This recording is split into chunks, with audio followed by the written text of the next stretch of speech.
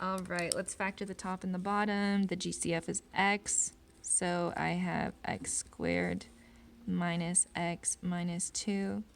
This x also goes in here, x squared plus x minus 2.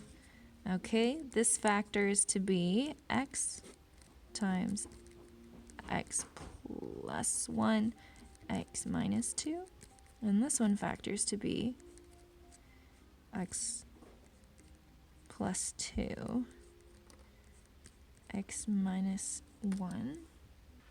Okay, so that's a little annoying because, boy, wouldn't it be nice to be able to simplify these things, but we can only simplify x over x. So we do have a whole, and it's at x equals 0.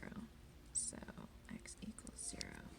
Our vertical asymptotes is anything else that makes the denominator equal to 0, so negative 2 and 1, so we have 2 of those.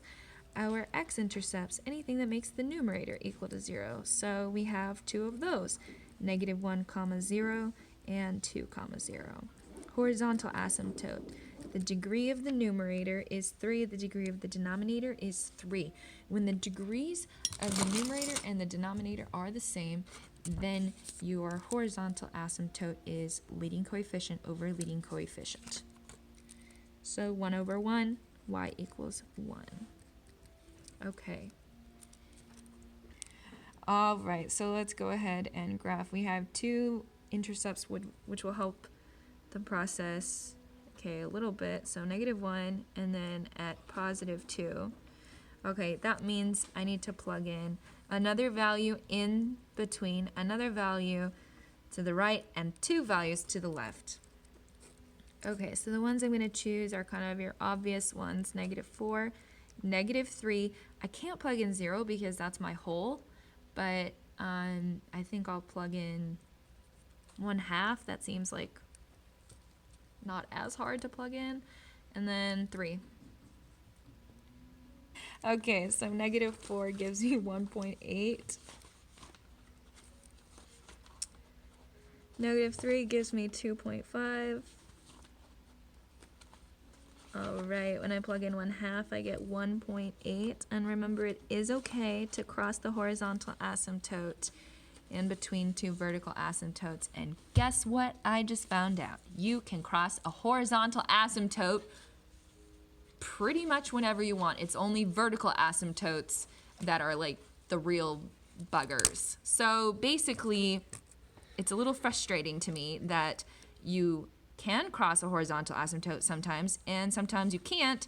Why would you call it an asymptote if you can cross it? Okay, so I'm a little irritated about that, and I apologize for not having the completely correct information. So 3 goes up to 0.4. All right, so I think we have our branches. You have a branch,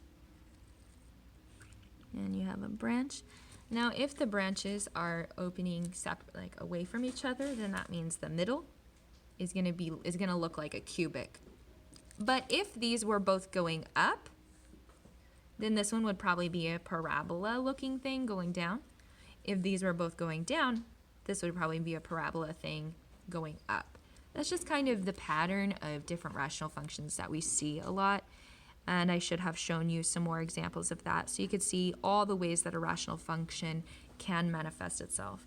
All right, and then domain would be all real numbers as always, except your poles and vertical asymptotes. So 0, negative 2, and 1.